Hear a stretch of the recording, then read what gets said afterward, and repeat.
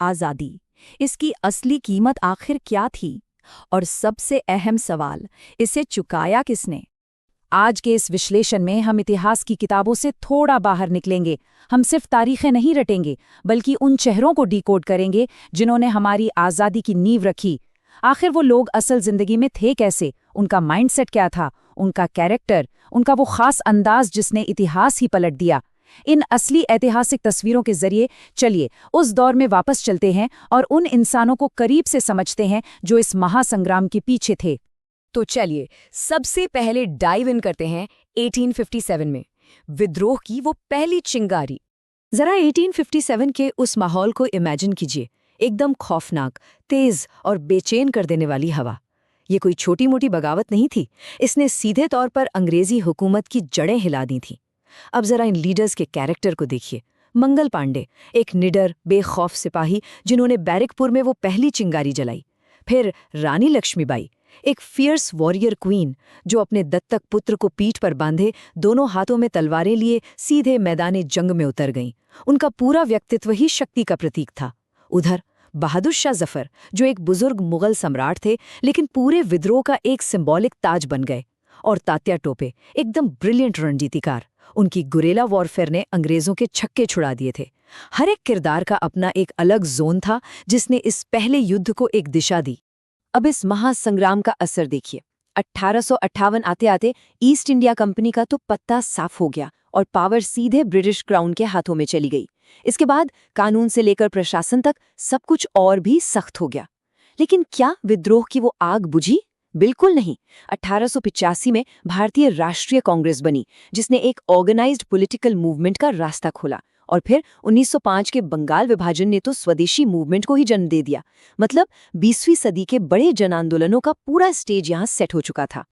और ये चीज़ बहुत ही शानदार तरीके से दिखाती है कि 20वीं सेंचुरी में आज़ादी के दो एकदम अलग रास्ते कैसे बने।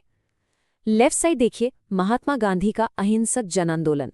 उन्होंने जानबूझकर एक फकीर वाला सादा जीवन चुना ताकि वो ग्राउंड लेवल पर आम किसानों और जनता से गहराई से कनेक्ट कर सकें।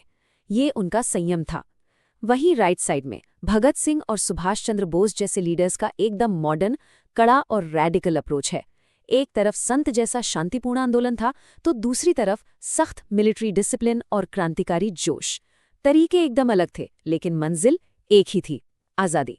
और इसी बीच पूर्ण स्वराज की मांग ने जोर पकड़ा। बाल गंगाधर तिलक जैसे लीडर्स का स्टैंड एकदम क्लियर और कॉम्प्रोमाइज ना करने वाला था। उनका वो मशहूर डायलॉग याद है ना, स्वराज मेरा जन्म सिद्ध अधिकार है और मैं इसे लेकर रहूंगा। इस एक पावरफुल लाइन ने भारत के पॉलिटिकल गेम को ही बदल दिया। अब अंग्रेजों से सिर्फ सुधार नहीं चाहिए थे, अब चाहिए थी फुल इंडिपेंडेंस। तिलक जैसे नेताओं का चरित्र बेहद दृढ़ और अडिग था।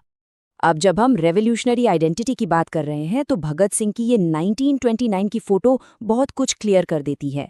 पारंपरिक कपड़ों की जगह ये वेस्टर्न स्टाइल का हैट पहनना ये महज कोई फैशन स्टेटमेंट नहीं था, ये एक मॉडर्न और तेज क्रांतिकारी पहचान का ऐलान था। भगत सिंह का कैरेक्टर एक ऐसे युवा का था जो इंटेलेक्चुअली बहुत स्ट्रांग था और देश के लिए किसी भी पल जान की बाजी लगाने को तैयार था। इस एक तस्वीर ने उस वक्त के युवाओं में एक नई मॉडर्न ऊर्जा भर दी थी। चलिए अब फोकस शिफ्ट करते हैं सुभाष चंद्र बोस और उनकी इंडियन नेशनल आर्मी यानी आज़ाद हिंद फौज पर। बोस का पूरा व्यक्तित्व एक सख्त मिलिट्री कमांडर का था। उन्होंने तय कर लिया था कि आज़ादी मांग कर नहीं, ताकत से छीनी जाएगी। उन्होंने युद्धबंदियों और आम भारतीय नागरिकों को मिलाकर एक प्रॉपर मल्टी एथनिक आर्मी खड़ी कर दी।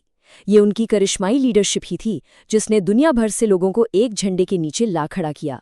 और आईएनए का स्ट्रक्चर देखिए, इसकी रफ्तार और डाइवर्सिटी सच में कमाल की थी। गांधी ब्रिगेड, नेहरू ब्रिगेड, आज़ाद ब्रिगेड, सुभाष ब्रिगेड और तो और महिलाओं के लिए रानी ऑफ झांसी रेजिमेंट। हर धर्म और क्षेत्र के लोग इसमें शामिल थे और उनका मोटो था इत्तेफाक, एतमाद, कुर्बानी, यानी यूनिटी, फेथ और सैक्रिफाइस।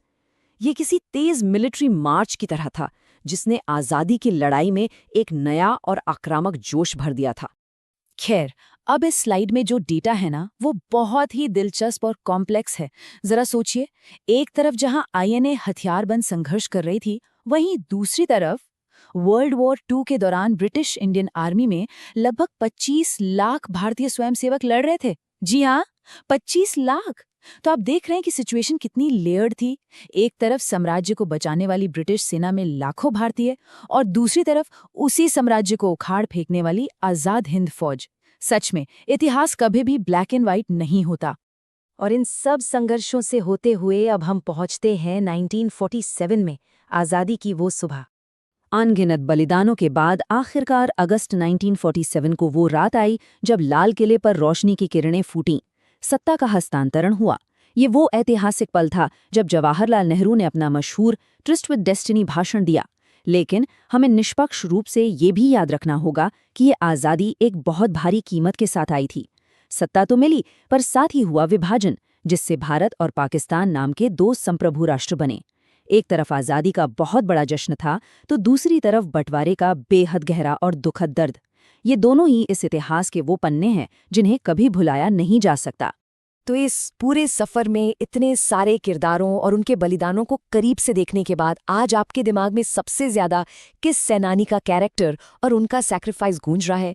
आज़ादी के इस भारी कीमत को चुकाने में आपको किसका योगदान सबसे ज़्यादा इंस्पायर करता है? ये एक ऐसा सवाल है जिस पर हम सबको ज़रूर सोचना चाहिए।